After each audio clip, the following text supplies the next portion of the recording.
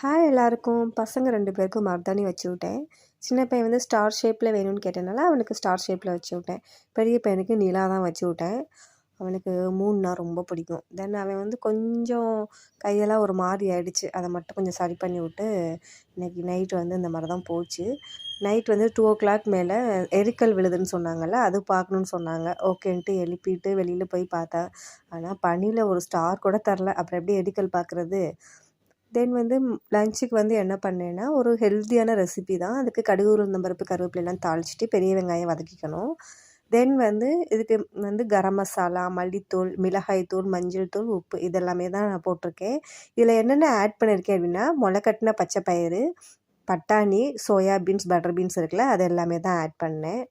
தென் வந்து பன்னீரை வந்து துருவிட்டு, அதாவது நல்லா பிசைஞ்சிட்டு இதில் ஆட் பண்ணிவிட்டு நல்லா கலந்து எடுத்துட்டோன்னா சூப்பரான ஹெல்த்தியான ஒரு ரெசிபி வந்து ரெடி. இன்றைக்கி முள்ளங்கி சாம்பாரும் இந்த பன்னீர் ரெசிபியும் தான் வச்சுருந்தேன். நீங்களும் இந்த ரெசிபியை ட்ரை பண்ணி பாருங்கள். தேங்க்யூ ஃபார் வாட்சிங்.